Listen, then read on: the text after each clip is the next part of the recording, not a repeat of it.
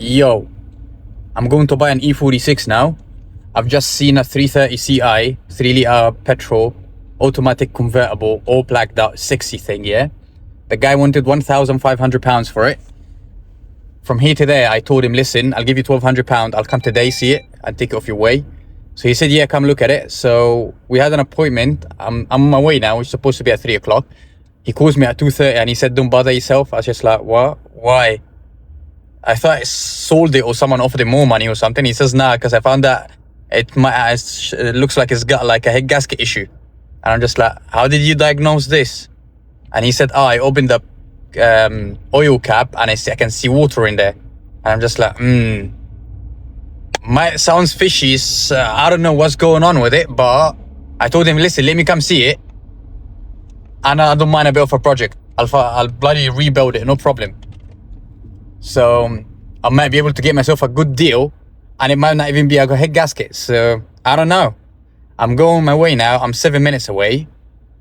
Hopefully I get to it. I'll see. I'll like it. Hopefully it's not a head gasket. Maybe I can get myself a better deal than £1,200 and see if I can flip it and make quick money. We'll see. Keep watching to find out. All right, so that's the car. I've made a purchase. I got lucky. I won't tell you how much now, but I'll tell you later. The guys were really lovely. They were just selling everything. They're getting out of the country. They're going to Laos, next to Thailand. That's a motive, I can't lie. They're gangsters. They're 70-year-olds and they're trying to get to Laos, getting the hell out of the UK. I don't blame them. Look at this. Anyways, so I bought the car eventually. Got a really good deal. I'll tell you about the price later. And I got myself a custard drink. You know what? It's crazy. These coffee machines in the shops, the machines there, they make iced drinks now. Technology is getting great, isn't it? Okay, lovely, man. Anyways, let's not get sidetracked. I bought a car. It does overheat. You won't believe how much I bought for it. I paid for it. It's kind of great, but stay tuned. You'll find out later. Let me show you the car. All right, here is the car. It's got a few things around this which is not bothering me out. The bumper is not fitting right. This, I've got some spares. I wish it had Zerons, but it doesn't. The bodywork looking all great. That roof, it works fine, no problem. Few scratches on the bumper, not a biggie. Right here as well. Few scratches in there, as you see. The only one annoying bit is this. I don't know what he hit there, but it's quite annoying because it's in the quarter panel.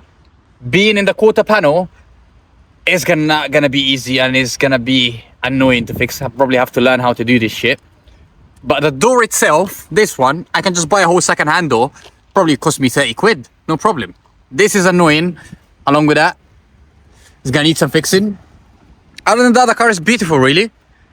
And it does indeed overheat, which is quite annoying. So I'll have to do an episode on fixing overheating issue. I don't know what it is yet.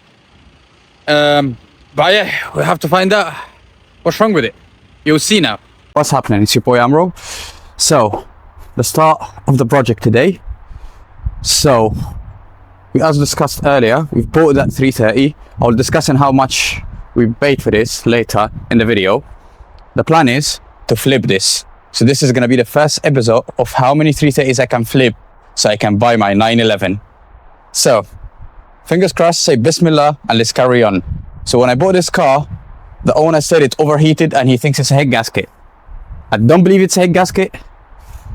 I'll tell you why later in the video. He says it's because of this sludge on the cab.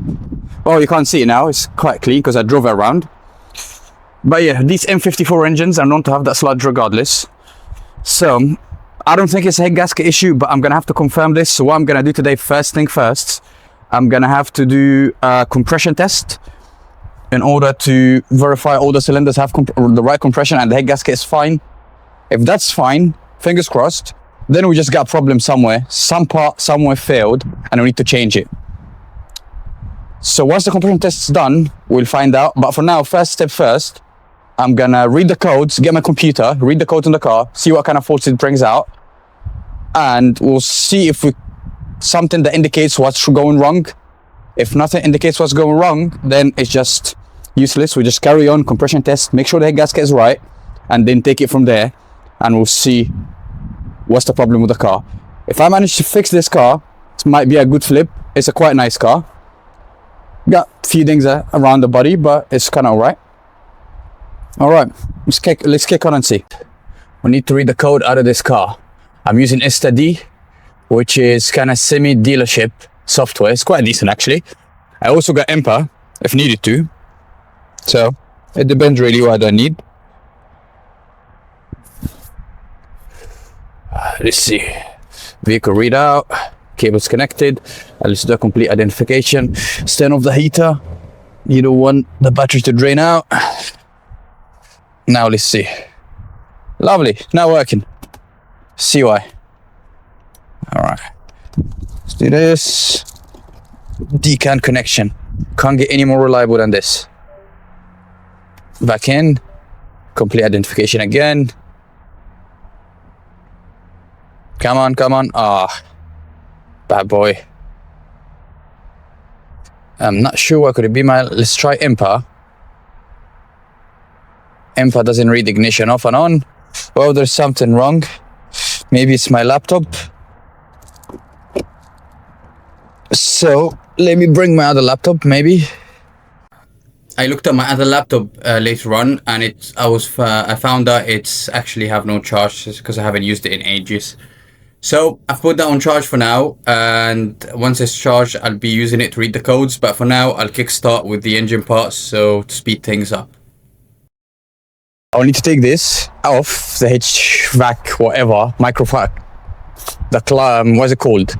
The filter for the air filter, not the air filter for the engine. I'm glitching, my brain is glitching. The pull-in filter, I need to take that off with the housing so I can access all the spark plugs across all 6 cylinders here. While my phone is charging, I'll take as much as I can here to make some space to work with. So let's carry on. To remove this, you need Torx 30, number 30 I believe, either 30 or 40, can't remember out of my head now. You have to take the clips out to remove the cover for the pull-in filter, 3 clips like this, and then that whole pull-in filter comes out. You'll see the 4 screws, the golden ones. I used the gun, find it the quickest way to use it, to do it, because they're quite long. Otherwise it's just going to take you ages to take one cover out. After you take all 4 of them, there is that slider that has the battery terminal hooked onto it. So you want to remove that out as well, and then just slide the whole housing out, and that's it, it's out of the way. Alright, now we've got access to this. Might need to take the ECU, and I'll tell you why later. So it looks like a 5 to me at least. Spot on, it is. Somebody been here before. That's been undone. And what's that? A Phillips screwdriver. Come on, man. Have some decency in there. Anyways, now I have to find a screwdriver for that one. It's not even affecting anything. Lovely. Alright, let's just leave it like this for now. I'll tell you why we've done that later. For now, spark plugs. I gotta remove the engine covers, 2 10mm over each cover. After you take the little covering thing, you will find that nut in this underneath. Take the 2 nuts out. I use the gun, I love gun. Just keeps things moving quickly. In this case here, I made a mistake. I should have took the right cover first, and then the left cover, as you see. Otherwise you won't be able to take the left cover first. Now I can take this off and put the cap back on. Always put the cap back on. And put this here. Alright. This is a very interesting thing I'm seeing right now. These coil packs are Porsche. They all been changed. You can see there, date is 2018. So these are 6 brand new ignition coils. And also what's interesting is this car shouldn't have this type. This is a 52 plate. This should have a plug-in type, which is another coil. I'll probably show you on the screen now. I don't know why it's got this. This only comes up to Y reg, which is 2001 or 51 sometimes. You don't see that on after 51. I wonder why it's here.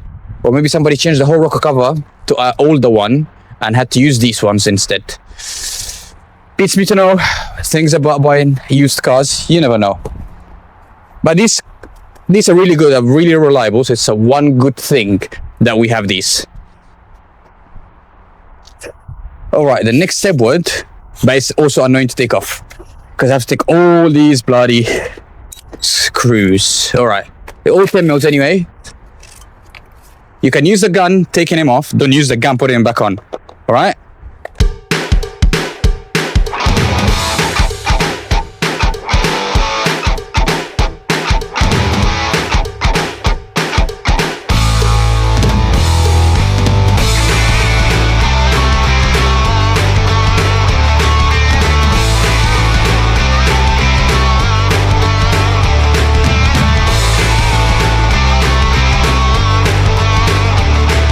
A few moments later. Also, 1 and 4 are leaking oil inside. That's gonna need a rocker cover gasket job. 1 and the last one is out. Okay, now we've got all the coil packs out. I need to get all the spark plugs out now. So that's what I'm gonna do now. Let's see.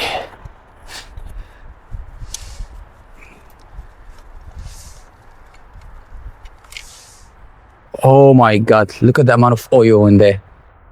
I don't know how the engine is not misfiring. That's ridiculous amount of oil. That rocker cover gasket needed to be changed 5 years ago. All right, let's leave that here. I need to put these back in the same exact order I find in case I get any misfires later on in the video when I start it. So I went ahead, started removing spark plug by spark plug, cylinder by cylinder, conquering one after the other. The 2 cylinders that were really noticeable with some oil inside the spark plugs were number 1 and number 4. I think where the rocker cover gasket middle bit hooks on in the middle, it hooks on number 1 and number 4. That's where the leak starts, and it's leaking into the cylinders basically. So it's desperately need the rocker cover gasket job. So that will have to be put on my list for the next job to do. But for now, I'm trying to just remove these spark plugs so I can do my compression test and make sure the engine is still fine and it survived and the overheating didn't affect its operation in any way and it's still healthy. So let's see, fingers crossed. Alrighty tighty. So what we're gonna do now is watch our lovely compression checker. I wonder if this is the right fitting for it, if that's the right size. So one way to find out. Yeah, don't think that's the right one. Lovely, it just fell off. Maybe that's the one? Yeah, that's the one.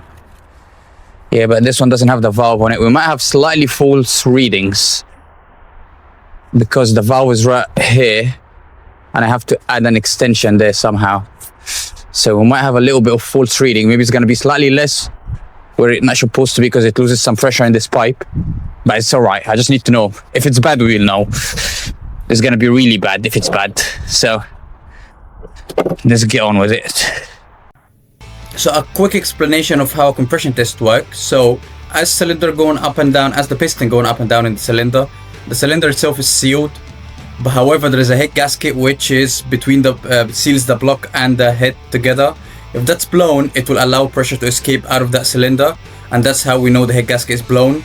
So what we're gonna do, we're gonna plug in that valve now and crank the car to get the piston to create compression and read how much pressure is on the valve and whether it's up to manufacturer spec or now. Now, let's come to the bit where I told you I'm gonna tell you later why we opened the ECU box. Obviously, we don't want fuel coming out and the dumping in the cylinders when we're cranking the car.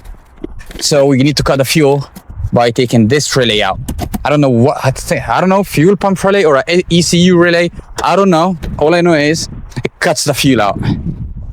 And now we're gonna crank. We have to crank equally across each cylinder to make sure we've got the right reading. So if I crank 6 times across the first one, it's gonna have to be 6 times across each one. I might go for 8 to make sure it's right, and then it holds the PSI there, and I can see the number, and then I can release it with this after I read it. So we'll go with that now, and let's see what kind of readings we get. Cylinder 1, let's go. 1, 2, 3, 4, 5, 6, 7, 8. Let's see. Cylinder 1, that's quite strong actually. It's at 160 with that delay valve.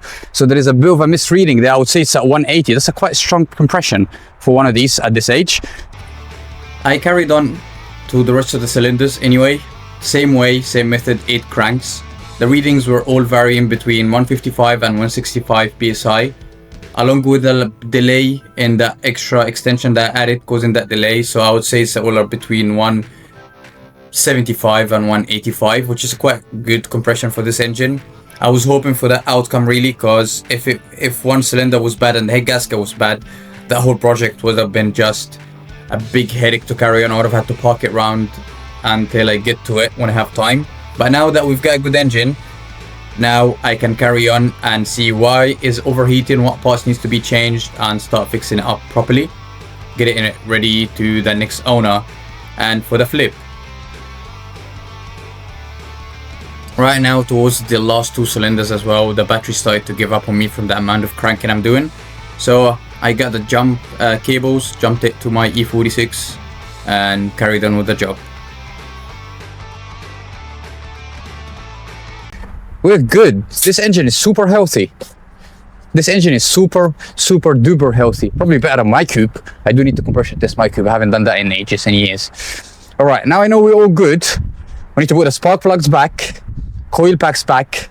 We need to diagnose what's the actual issue now. All right, and let's do it. Okay. So now that we verified the compression's fine, let's read the codes. It's gonna come with extra codes, obviously, because of the battery that got drained while I'm working. It even triggered the engine light, I can see, and a gearbox light. I think when the voltage got too low, that messed up with some electronics. So I'll probably have extra codes in there. But I just want to see if I've got anything related to water system in there or coolant at all. So I've got almost like 60 codes. Couldn't make sense of any of them. Most of them were just irrelevant. There's nothing relating to why the car is overheating. So I cleared the codes to see what comes back. Nothing also came back that's relevant. So at this point, I'm just gonna be chasing things the old school way, trying to test thermostat, bleeding, water pump, etc. without having to use the computer. It is what it is. We'll find out now what's the issue. All right. And probably gonna sound silly to some of you, but I'm thinking before I touch any component of the water system and dig deeper in this and start taking apart everything, I'm gonna drain the coolant. I'm gonna bleed the coolant first. Maybe somebody somewhere didn't drain this properly. So it never harms, takes 10 minutes, and you might save yourself some work. So I'm gonna bleed the coolant, see if that fixes the issue. If it does, I'm winning. So, first things first, undo this bleeding port. Hopefully that will do it. If not, I'll have to get a better screwdriver. Yeah, I'll have to get a better screwdriver. I think this is too tiny for that. Alright, so I want to grab that screwdriver. So, how the bleeding works, we need to get any air trapped in the water system. Any bubbles of air can affect the efficiency of the cooling for the engine. So the way you do that, you have to unlock the bleeding hole, and then just keep boring coolant in the system, and you see the coolant coming out from the bleeding port with any air that's inside, and you have to just keep doing that until the water coming out from the bleeding port has no bubbles in it. Obviously, you do that also with the heater core on, with the fan heater on maximum heat and lower speed fan, also to activate the heater matrix with it, so you can bleed that part of the cycle as well. Right now, since I'm testing, don't judge me, I'm using tap water, but I'm only testing. If that works and turns out it was the bleeding that was affecting the car, I'll have to drain that and put proper coolant in and do the bleeding again. But for now, I'm just hoping, fingers crossed, it's just the bleeding. If it is, again, I'm winning. Like, I've literally spent 0. But if not, I'll have to move into something else and see what is the verdict and what can go wrong. What could be wrong with a car that caused it to overheat. Alright, that's going to be the last one, hopefully. Let's do that.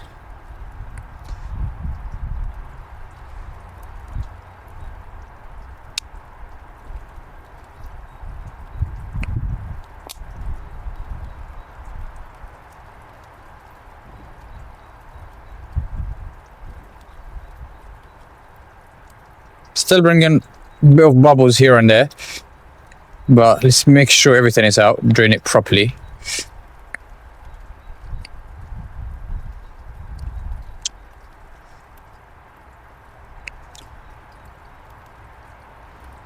Yeah.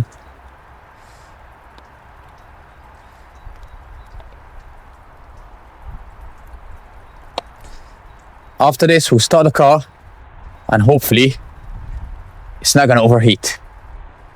Hopefully. If it does, well, I won't be mad. I was prepared that I'm gonna have to replace parts. So if I don't have to and it was just bleeding, I'll be laughing because that car took about 6 liters of coolant that wasn't in there. That's a lot of coolant missing. The whole cycle, I think, is like 8 or 9 liters. So like only two-thirds of the coolant was missing. All right, I would say that's enough bleeding for now. Let's put the bleed screw back in. Oh, voila.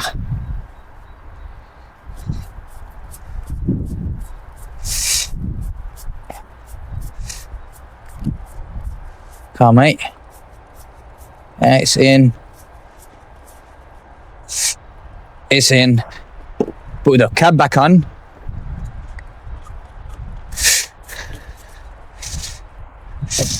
Yeah, that's enough. You don't have to tighten it that much.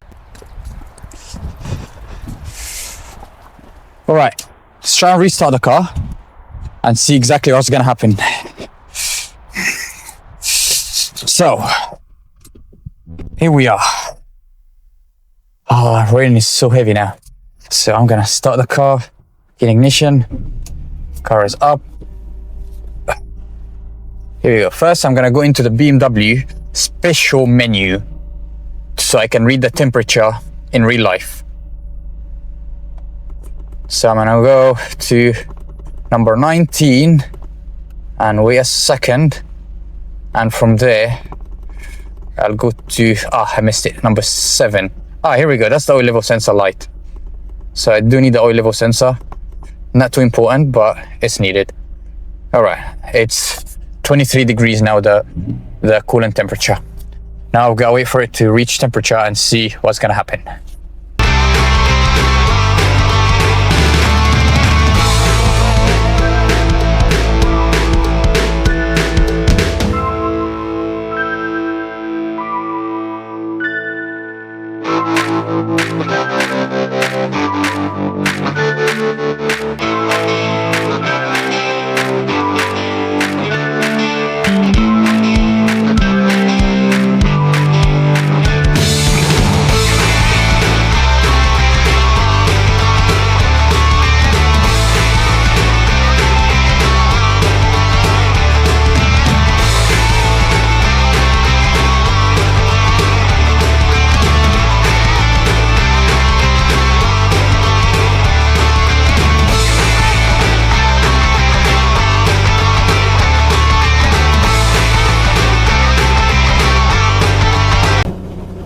It's got the temperature, it's at 76 now, 77.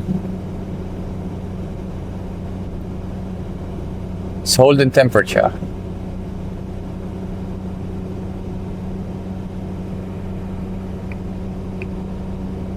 I might just take it for a spin and see what's gonna happen.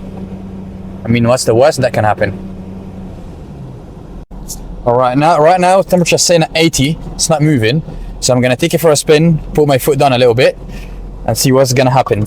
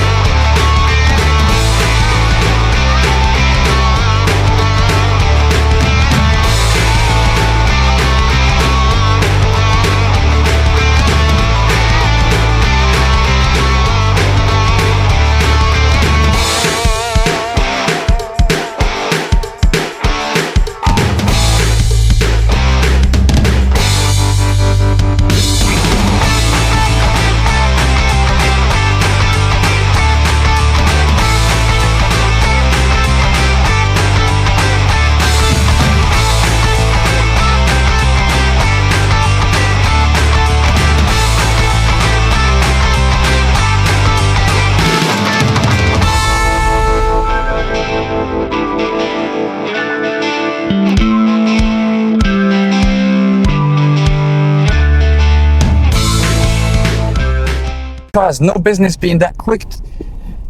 All right, we are at 104, but I'm assuming because I'm ragging it and it's not going up drastically, so I think it's still fine. The fan would still work and cool it. So I'm gonna see if I can try get the needle to actually move, which moves at actually 113.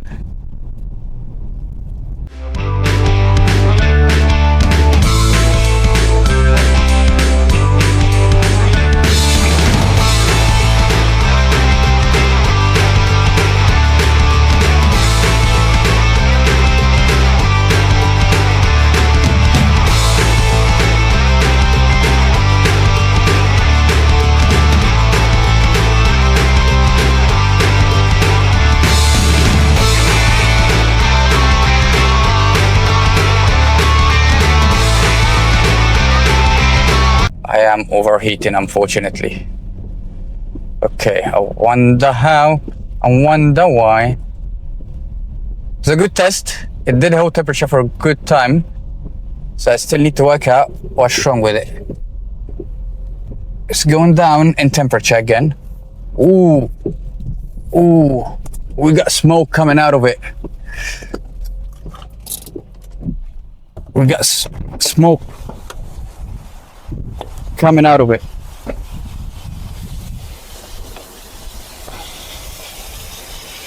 Ooh. Ladies and gentlemen, I think we blew up a pipe. Bloody hell. Alright, I need to take this to find out where is this coming from. Let's go, let's go. Let's do that. Let's do that quickly. So I need to remove everything quickly before it cools down and the smoke stops coming out, so I can triangulate where's the smoke coming from and where is that leak coming from. That's the easiest way to tell.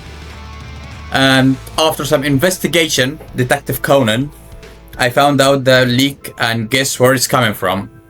Typical BMW E46 expansion tank. The expansion tank apparently is 23-year-old. It's never been changed in its life, which is a piece of plastic, which is kinda blowing my mind. Guys, change your bloody expansion tanks. This is just stupid. It's a piece of plastic. Don't let it live in your car for 23 years without being changed. As simple as it's plastic. But anyways, so now I'm gonna have to move on and get an expansion tank and change the one on the car and start over again. So I do have an expansion tank in my shed. That's a Miley one, so it's a good one. I'm gonna replace it in and see what's gonna happen now. Let's see. Hopefully it was the expansion tank, but the pressure should have been released because there's the hole released the pressure, so it shouldn't blow up in my face. But it's better safe than sorry. I had a cloth somewhere. Right? Where's the cloth? Can't find the cloth. Lovely. Alright. Anyways, it shouldn't have any pressure, but better safe than sorry. Don't try this shit at home. Oh, lovely. Yep, we're good, we're good. Now I've got to take all these hoses out to get working. So release the clips out of the big hose first.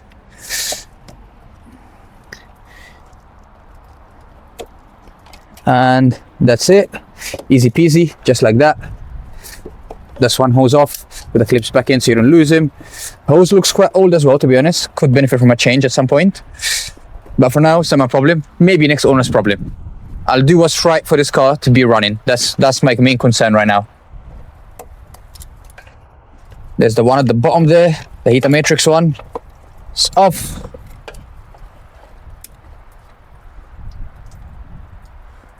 Now, I've got to take the main expansion tank clip, if I can reach to it by hand. Ah, yes, I could. Alright, lovely. Now, it's about pull out game. Remember to pull out at time, mate.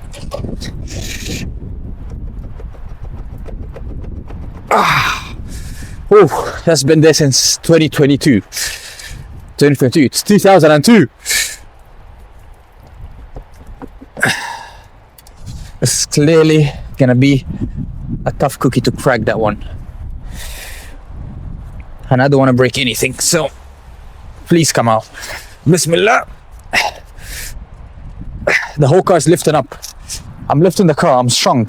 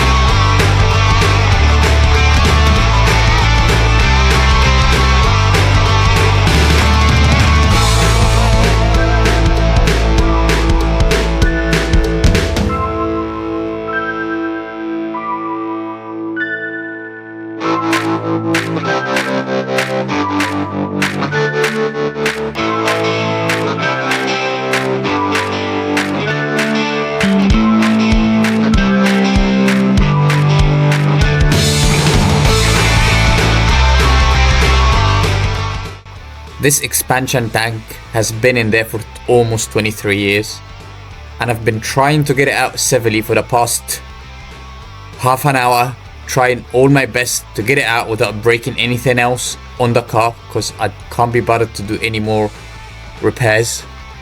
But it just doesn't want to budge. I'm lifting the whole car literally, and I don't know what else to do to get it out of there.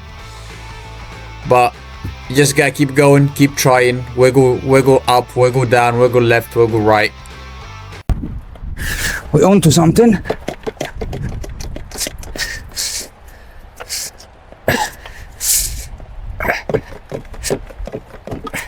Yes, yes, yes. It's out. Now, see if it was the expansion pack that's broken.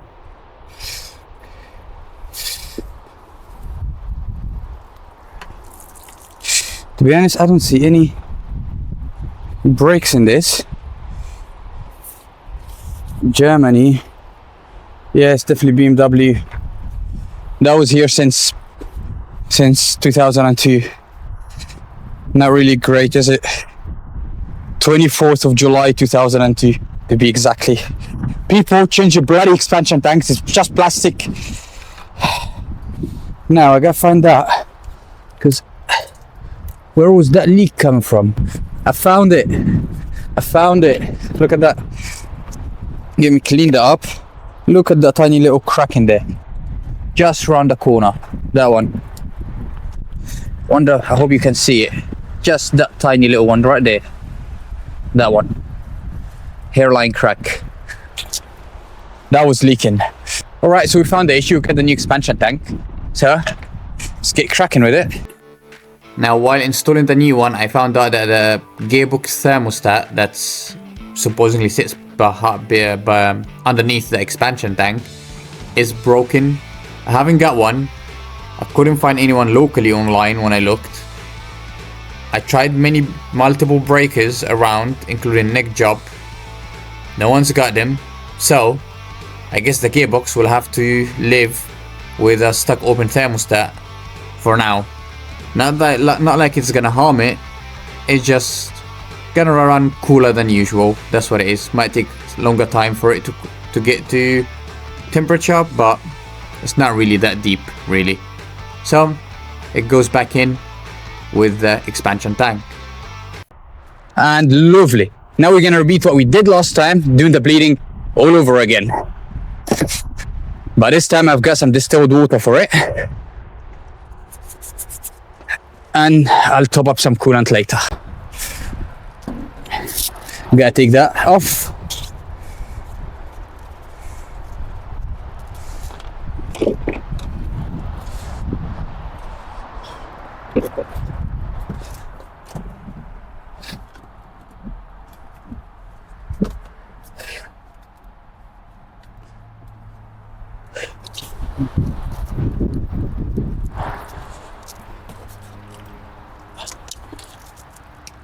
Yeah, I can hear it running. So So now, like I said, inside is gonna be 32 degrees, lowest fan setting. You can hear the heating matrix playing. Now you bleed in here, because you haven't seen the first time. That's the bleeding screw. You're gonna see bubbles coming out of there, and you top up from here. And you top up, and you keep doing that until you see no bubbles coming out of there. So I keep pouring distilled water in there. I've used the whole 5-liter tank this time. So we've leaked that much really on the first test drive. I wouldn't expect it. That 5-liter wasn't done, and I wasn't even done yet. So I grabbed another 5-liter and I started pouring it in again and carried on bleeding up until I saw no bubbles, and that was the end of the bleeding procedure this time.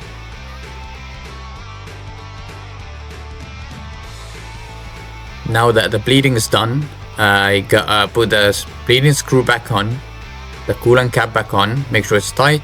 I also got the air MAF sensor and the airbox off, so I gotta put these back on, plug them back in, make sure there is no leaks within the intake boot. So I gotta tighten it properly with a screwdriver to make sure it's tight. Make sure that I didn't leave any tools in the engine bay, and then close the bonnet, start the car, warm it up, and take it for a test drive and see what's gonna happen this time. The second drive round, I don't know what's wrong with this. It's still showing us 116 now, which is slightly overheating. It's not as bad as before, but it's still overheating slightly. And there is no, what is it called? No leaks in the engine bay at all now. I'm starting to think it could be the viscous fan is bad. So it might actually need a viscous fan. I might swap it out actually and put an electric fan in now and see if it's gonna do the same thing. Might as well try that. If it doesn't do it, that means the viscous fan was bad, and I might need just another fan for now.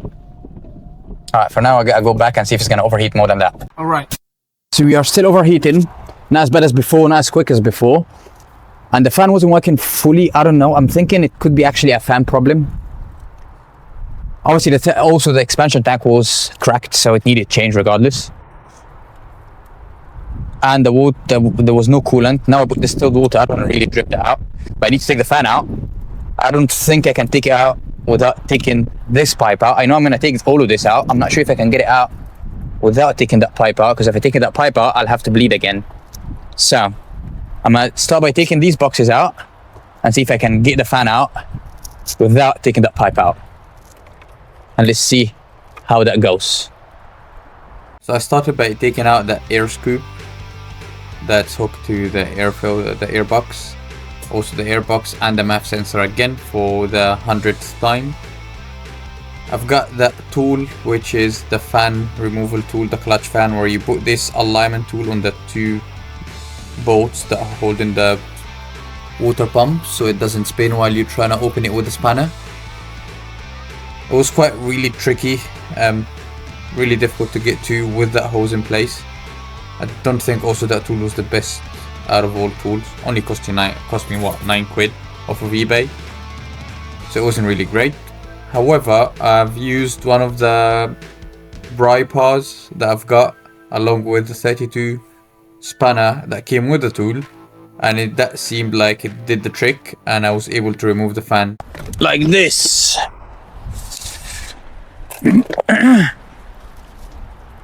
Now there's plenty of space. I think the release have been changed at some point, to be honest. Yeah, I should have took that when I was taking the expansion tank. It would have made so much easy. Look at that. Now I've got to go get an electric fan out of this one. This one is manual, so it's got an electric fan. So I'm gonna get the electric fan out of it. I'm plugging in this one purely for testing. If that fixes the issue, happy days. I know it's a fan. If it doesn't fix the issue, then I know the fan is fine. On to the next thing. But I have really good hope, inshallah, that it's the fan. I want to be careful here. I don't want to show you anything about this car, because that's the next project pending in line. It's a really nice one, this one. So I started by removing the same exact things you saw me taking out of the other car. Other than this one didn't have an airbox. Oi, the bonnet's trying to kill me. Anyways, so it was easy just to scoop out, and also this is easier because it's an electric fan. You don't have to worry about having to lock the water pump and all of this. It's just held in with a couple of screws. Actually one screw and a clip, and then you unplug it and it just slides out. So easy peasy. I wish they all came with the electric fan. This viscous fan stuff is just rubbish. So I went ahead, started installing the electric fan. Like I said, it's easy, and already even in the automatic cars they have the plug already in them for you to plug in the electric fan, so it's an easy conversion really for anybody who wanna do it. Anyways, carried on, got a car to temperature, and it's still creeped up and overheated. So at this point I didn't know really where else to look. Well, I still have a couple more things to look at, like the thermostat and the water pump, but the fan now, I know the clutch fan that was in the car is fine. It was just simply something else. So at this point we're just crossing the dots over things that are working. So that's one thing off the list. Moving on to the next will probably be either a thermostat or a water pump to look at. Anyways, this video is getting too long for you now, guys. I don't want you getting bored around there. So I'll carry on in the next video. If you like this video, click like, share, subscribe, support the channel, and I will catch you in the next one. Ciao.